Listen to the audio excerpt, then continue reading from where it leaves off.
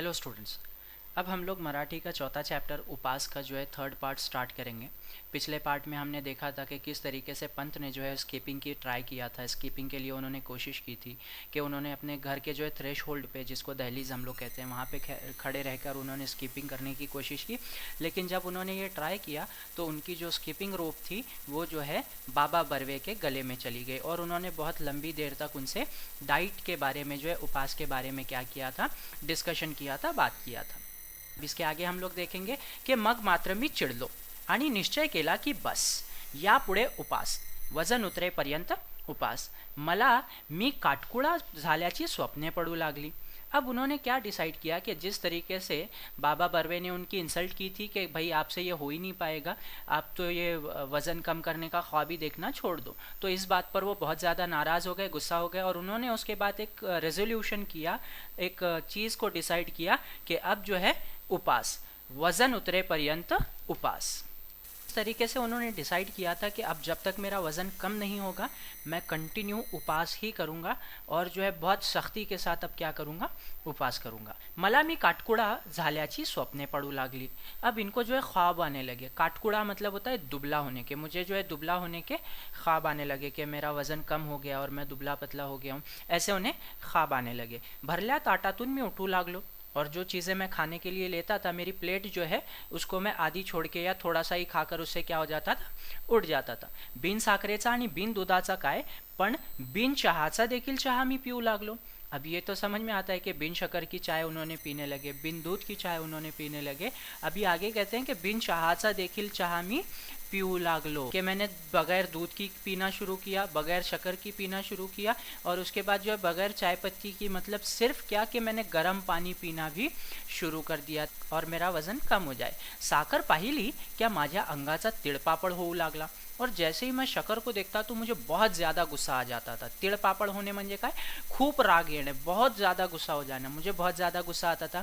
फळांवर मी जगू लागलो, लिंबाचा रस तर मला अमृतासारखा वाटू लागला, और नींबू का रस जो है वो मुझे एकदम अमृत की तरह लगने लगा, या एकदम जो है वो एलेक्झियर की तरह मुझे लगने लगा। धारोष्ण दुधासाठी मी अधूनमधून अंधेरीच्या गोठ्यात जाऊ लागलो। गोठा मतलब जहाँ पे गाय को बांधा जाता था, वहाँ पे जाता था। दोरीवरच्या उड्या केवळ खालच्या मजल्यावरील मंडळींच्या दुष्टपणाने व आकसाने केलेल्या तक्रारींमुळे थांबावा लागल्या। अब वो क्या बोल रहे हैं कि जो दोरीवर के उड़े थे वो मुझे जो है, मेरे नीचे के फ्लोर पे जो लोग रहते थे उन्होंने मेरी कंप्लेंट की कि जब भी मैं जो है वो दोरीवरच्या उड्या मारण्याचा प्रयत्न करतो, कि जब भी मैं उस स्कीपिंग करने की कोशिश करता तो वो कंप्लेंट करते थे कि भाई क्या कर रहे हो, नीचे डिस्टर्ब हो रहा है, क्या कर रहे हो, नीचे डिस्टर्ब हो रहा है। तो इसी वजह से उनके दुष्टपना, ये उनकी जो है बेरहमी के वजह से या उनकी बुराई के वजह से जो है मेरे वो स्कीपिंग भी बंद हो गई।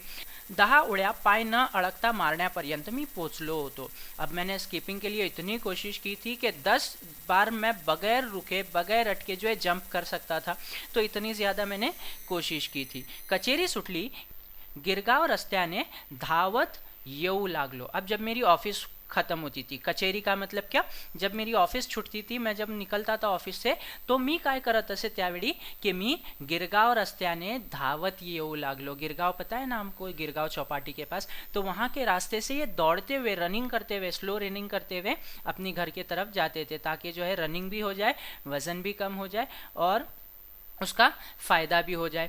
केवळ पौष्टिक आणि सात्विक आहार शुरू केला, सिर्फ वही डाइट मैंने खाना शुरू किया जो है वज़न कम करने के लिए जो है नेसेसरी हो। जवळ-जवळ 10-12 दिवस हा क्रम चालू होता और कम से कम एक 10 से 12 दिन तक मैं बिल्कुल इसी तरीके से, बिल्कुल सिंसियरिटी के साथ क्या करने लगा, ये काम करने लगा। माझ्यातला फ़र्क मलाच कळत होता और मुझे भी ऐसा लग रहा था कि भाई हाँ, मेरा वज़न अब क्या हो रहा है, कम हो रहा है। लहान मुले बी पेरले की रोपे किती वाढले आहे हे रोप उपटून पाहतात, त्याप्रमाणे रोज संध्याकाळी काट्यावर जाऊन वजन करावे असे वाटत होते मला, पण मी ती इच्छा दाबून धरली।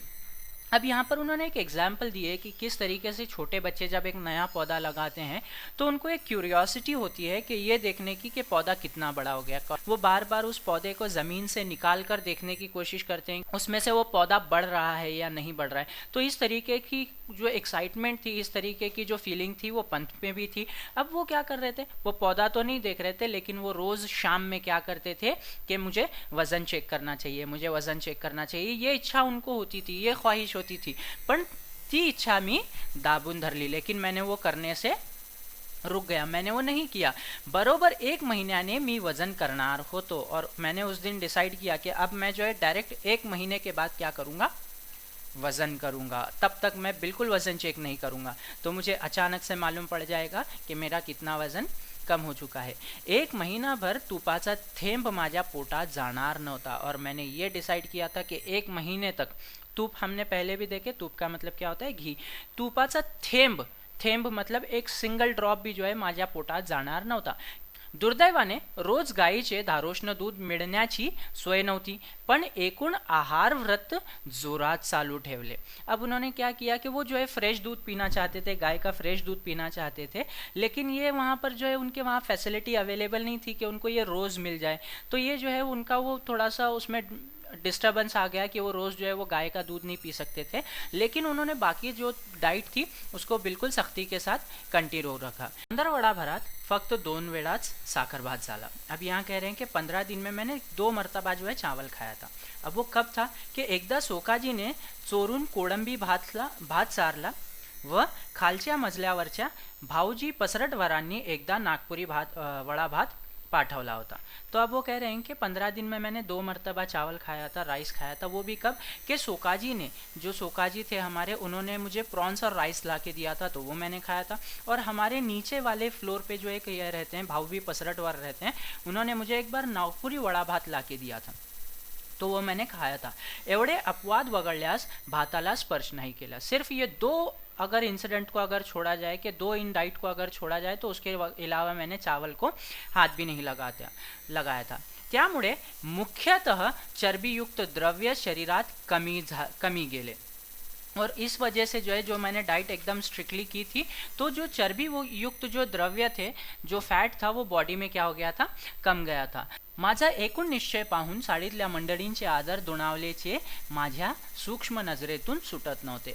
अब मैं इतना स्ट्रिक्टली डाइट कर रहा था, तो चौल के जो लोग थे वो भी मेरी बहुत ज़्यादा क्या कर रहे थे, रिस्पेक्ट कर रहे थे, इज्जत कर रहे थे, और ये जो है मेरी नज़र से नहीं चूक रहा था। मैं इन सारी चीज़ों को नोटिस कर रहा था। ती मंडळी माझ्या डाईटची आणि उपासाची चेष्टा करत होती, त्यांनीच पंत फरक दिसतो हं अशी कबुली द्यायला शुरुआत के लिए। और वही लोग जिन्होंने शुरुआत में मेरे डाइट के बारे में क्या किया था, बहुत ज़्यादा क्या किया था, मजाक उड़ाया था, अब उन्होंने क्या कहा कि पंत फ़र्क दिसता, हाँ मतलब कि पंत जो है तुम में वो क्या आ रहा है, फ़र्क दिखाई दे रहा है, तुम्हारा वज़न ऐसा लग रहा है कि कम हो रहा है, अशी कबूली द्यायला शुरुआत के लिए। ऐसे उन्होंने क्या करना शुरू किया, कबूल करना शुरू कर दिया। अब यहाँ है की जनोबा रेगान सारख्या अत्यंत कुचकट शेजाऱ्यालाही पंत भलतेच काय हो रोडावलेत असे मान्य करावे लागले। अब इनके जो एक पड़ोसी थे, उनका नाम क्या था, रेगे, जनोबा रेगे इनका नाम था। तो उन्होंने भी कहा, एकदम कुचकट, एकदम क्या बोलेंगे, एकदम खड़ूस किस्म के जो है वो क्या थे, पड़ोसी थे, लेकिन उन्होंने भी कहा कि पंत भलतेच काय हो रोडावलेत, मतलब इतना क्या दिल पे ले लिया आपने, इतना ज़्यादा तुम्हारा वजन कम हो गया, ऐसे उन्होंने भी क्या किया, एक्सेप्ट किया था। मंडळींच्या प्रशस्तीने मला भीती वाटत होती, ती एकच गोष्टाची, म्हणजे मुठभर मांस वाढण्याची। अब जिस तरीके से मंडली मतलब वहाँ के चौल के जो लोग मेरी क्या कर रहे थे, प्रशंसा कर रहे थे, प्रशस्ति कर रहे थे, मेरी तारीफ कर रहे थे, उससे मुझे सिर्फ एक चीज़ का जो है क्या लग रहा था, डर लग रहा था।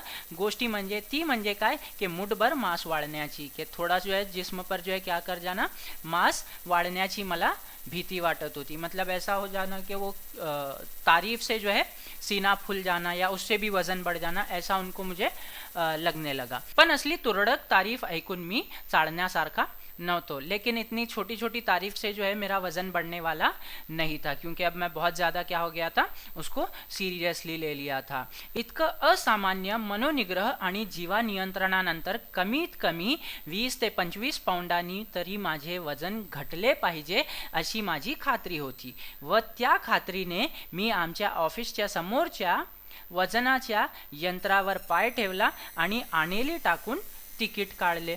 अब मैंने क्या किया, मैंने सोचा कि भाई मैं इतने सख्ती के साथ मैंने डाइट किया, 1 महीने से मैंने कोई भी जो है अनवांटेड चीज़ नहीं खाई है, ऐसी चीज़ नहीं खाई है जिससे मेरा वज़न बढ़ेगा, तो कम से कम 20 से 25 पाउंड तो वज़न मेरा कम हो जाना चाहिए. तो ये सोचकर मैं मेरे ऑफिस के सामने जो है एक मशीन था, वेइंग मशीन थी, मैं उस यंत्रावर जाऊन उभा पाय ठेवला. यंत्र का मतलब क्या होता है, मशीन होता है. मैंने उस वेइंग मशीन पर गया और वहाँ जाकर मैंने आनेली टाकली. आनेली मतलब एक पैसा उसमें मैंने डाल दिया और उसके बाद मैंने तिकट काढा, उसमें से वजन मेरा बाहर आ गया. महिन्यापूर्वी याच यंत्राने माझे वजन 181 पाउंड दाखवले होते. 181 पाउंड मतलब कितना होता है, 82 किलोग्राम्स के अराउंड होता है अप्रॉक्स. 1 महिन्याच्या उपास, निराहार, शास्त्रोक्त आहार, दोरीवरच्या उड्या इत्यादी उग्र साधना केल्यावर आज तिकटावर वजन. अब इतना मैंने क्या किया, मेहनत किया, 1 महीना उपवास किया, बगैर खाए रहा, शास्त्रोक्त आहार मतलब बिल्कुल एकदम डाइट के हिसाब से मैंने बहुत हल्की फुल्की चीज़ें खाई, दोरीवरच्या उड्या मारल्यात, रनिंग केली, साखर सोडली, तिखट सोडला, तूप सोडला, सगळं काही सोडला, बटाटा सोडला. इतना सब छोड़ने के बाद आज जब मैंने टिकट पर वज़न देखा तो मिनट भर माझा विश्वासच बसेना. तो 1 मिनट के लिए तो मेरा तो उस पर यकीन ही नहीं आया. 192 पाउंड आणि भविष्य होते. आप बहुत समझदार और गंभीर हैं.